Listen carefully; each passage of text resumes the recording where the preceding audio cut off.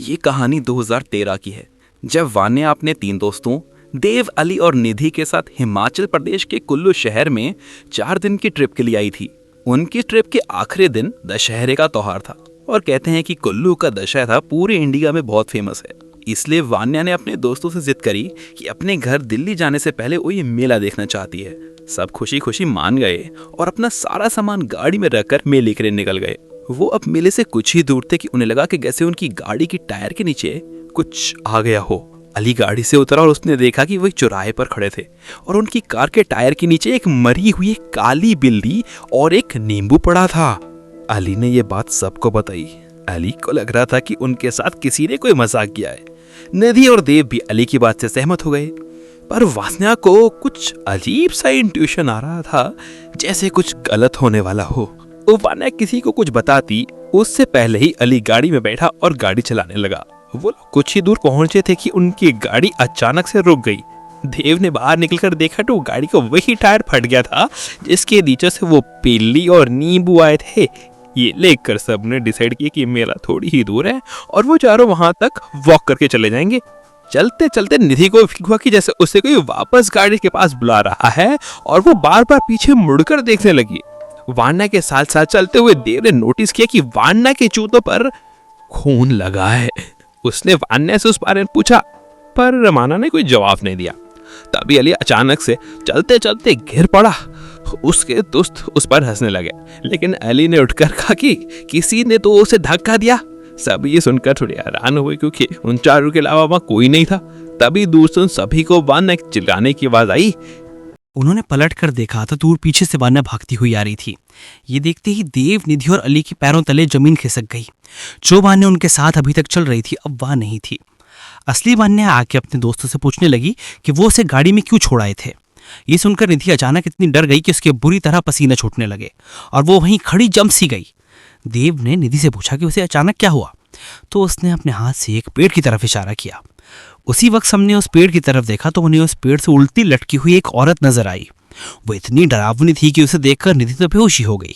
उसकी आंखें बिल्कुल लाल थी, लंबे सफेद बाल, टेढ़े हाथ और सफेद साड़ी पहने हुए पौने देखकर मुस्कुरा रही थी। उसी औरत के साथ एक काली बिल्ली भी पेड़ पर बैठी थी। ये देखते ही वान्या, अगलिया और देव बहुत ज्यादा घबरा गए और निधि को उठा के वहां से भगने लगे। भगते हुए वो भीड़ से भारी दशहरे के मेले में पहुंच गए। वहां जाकर उन्होंने निधि को जगाया और वो डर के मारे एक सदमे में चली गई थी। उन चारों ने पूरी रात उसी मेले में बिताई और सुबह होते ही अपनी गाड़ी ठीक करा के वहां से निकल गए। वापस जाते हुए निधि की हार्ट फेलियर से मौत हो गई। कुछ दिनों बाद वान्या ने सबको बताया कि उस दिन वान्या ने देखा था कि निधि गाड़ी के बाहर तुझ देख रही थी। जब वान्या ने बाहर देखा तो उसे वही पेड़ देखा जिसपे उस रात वो औरत लगी हुई थी।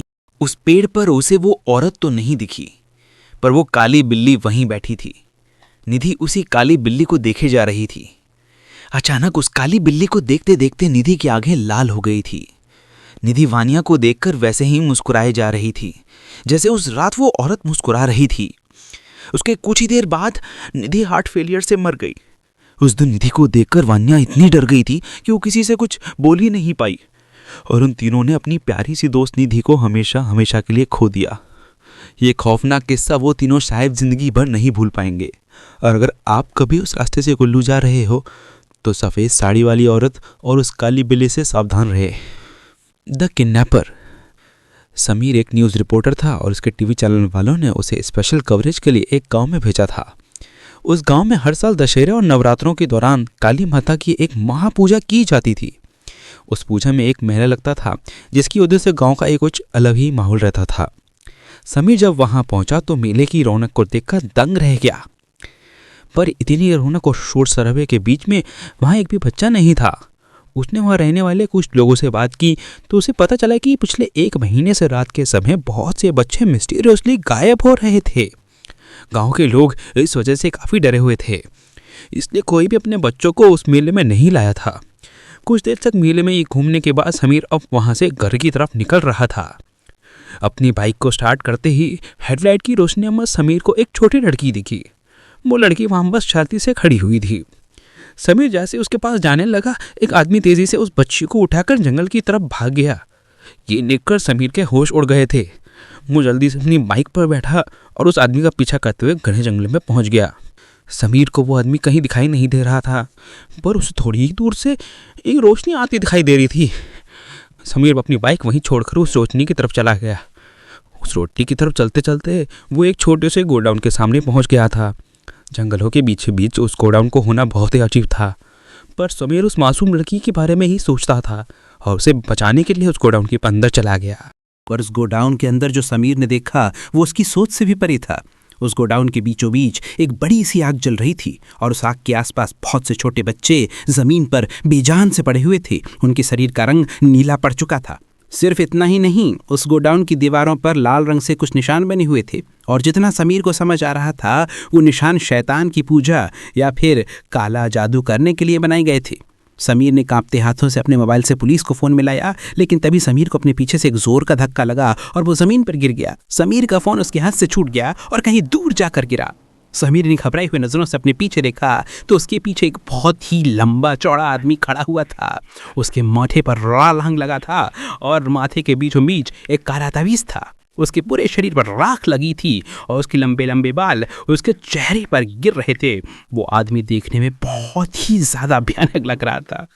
उस आदमी ने समीर की गर्दन पकड़ी और उसे हाँ में उठा लिया। देखते ही देखते समीर की सांसें खत्म हो गई और वो वहीं नीचे गिरकर मर गया।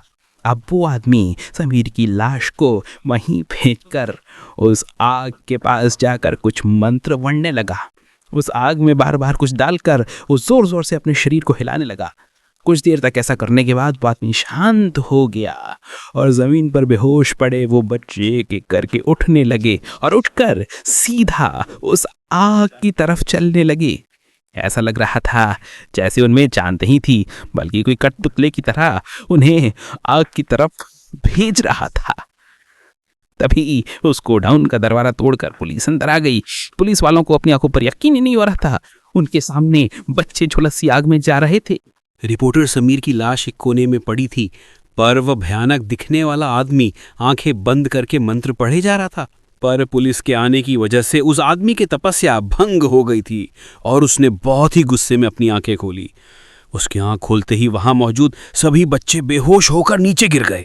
कमरे के अंदर की लाइट जल बुझ होने लगी और ऐसा लगने लगा कि उस गोडाउन में कोई भूकंप आने वाला है। इससे पहले कि पुलिस उसे पकड़ पाती, वो भयानक आदमी पुलिस की आंखों के सामने से हवा में कहीं गायब हो गया। पुलिस वालों को अपनी आंखों पर यकीन ही नहीं हो रहा था। उन्होंने तुरंत ही उन बच्चों को गोडाउन से बाहर निकाला और उन्हें फौरन हॉस्पिटल में एडमिट कराया गया। कई महीनों के ट्रीटमेंट के बाद वो बच्चे ठीक हुए। इस घटना के बाद फिर कभी गांव में कुछ ऐसा नहीं हुआ। वो भयानक आदमी कहाँ से आया और कहाँ चला गया ये किसी को नहीं पता चला। पर आज भी गांव वाले उस भयानक आदमी के डर में जीते हैं, न जाने वो कब वापस हो जाए। पूरे भारत में दशहरे का त्योहार बड़े धूमधाम से मनाया जाता है। दक्षिण भारत में स्थित आरंभा नाम की एक छोटे से गांव में भी हर साल की तरह इस साल भी दशहरे की तैयारियां बहुत जोरों से चल रही थीं। विजय पैदा तो आरंभा गांव में ही हुआ था, मगर जब वो 1 साल का था तो उसके माँ बाप उसे भोर लेकर चले गए थे। 12 साल बाद अब वो अपने गांव वापस आया था और अपने सारे परिवार वालों के साथ मिलकर दशहरा मनाने के लिए बहुत एक्साइटेड था। आरंभा गांव में सिर्फ एक ही जगह रावण का पुतला जलता था और उसे भी गांव के पंडित मिलकर जलाते थे।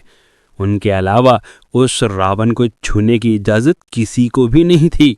दशहरे के दिन विजय बहुत खुश था। नए कपड़े पहनकर वो अपने कजन्स के साथ पहले ही मेला देखने निकल गया था। मेले के अंदर पहुंचते ही विजय और उसके भाई बहनों ने खूब मजे किए, अलग अलग चीजें खाई और झूले भी झूले। मगर विजय को सबसे अजीब ये लगा कि मेले की हर दूसरी दुकान पर काले रंग की पट्टियां बिक रही थी और तो और मिठाइयों खिलौनों की दुकान फिर ज्यादा भीड़ इन पट्टियों की दुकान पर थी। विजय ने अपने कजन से इसकी वजह पूछी तो उसके कजन ने बताया कि गांव के सभी बच्चों को ये पट्टियां दी जाती हैं और रावण की जलते ही उनको काली पट्टी अपनी आंखों पर बांधनी होती है। विजय को कुछ समझ नहीं आया, मगर इन बातों पर ज्यादा ध्यान न देते हुए वो वापस अपनी मस्ती में लग गया। कुछ देर बाद विजय के माँ बाप और उसका परिवार भी मेले में पहुंच गए। रावण जलने में अब बस 5 मिनट बचे थे। गाँव के सभी लोग खौफ में रावण की तरफ देखने लगे। उन्होंने अपने बच्चों की आंखों पे काली पट्टियां बांधी और मेले के दरवाजे के पास इकट्ठा हो गए। ऐसा लग रहा था कि मानो वो लोग बस रावण की चलते ही वहां से भागना चाहते हो।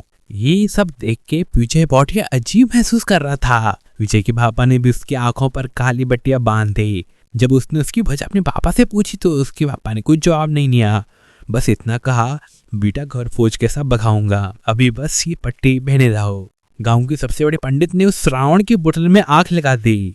पेहा फिला देने वाली बात तो ये है ठीक है, जो मेला आप लोगों से भरा हुआ था वो रावण के जलते ही महज 5 मिनट में खाली हो गया। विजय की फैमिली भी जल्दी से उस मेले से निकल ही रही थी, लेकिन विजय से रहा नहीं गया और उसने अपनी आंखों से पट्टी हटा के जलते रावण को देख लिया। विजय को और सी वक्त दौड़े पड़ने लगे और उसके कानों और आंखों से खून बहने लगा और वो आसमान में देखता हुआ बुरी तरह के डर से चिल्लाने लगा और देखते देखते 15 मिनट के अंदर उसकी मौत हो गई। ऐसा शुरू से ही कहा जाता है कि आज तक जिस भी बच्चे ने इस गांव के रावण को चलता देखा है वो बहुत दर्दनाक मौत मारा गया है, मगर आज तक इसकी वजह कोई भी नहीं जान पाया है और ना ही ये कि उन लोगों ने ऐसा किया देखा कि वो उतना डर गए और मारे गए। अगर आप उस गांव में दशहरा बिताएंगे तो क्या अपनी आंखों से पट्टी हटा के उस जलते रावण को देखना चाहेंगे? हमें कमेंट्स में जरूर बताइए। और साथ ही जिन लोगों ने भी हमारा चैनल पर सब्सक्राइब नहीं किया वो सब्सक्राइब बटन को अभी दबाएं और ऐसे हमारे लेटेस्ट वीडियोस की सारी इन्फॉर्मेशन के लिए बेल आइकन जरूर प्रेस करना।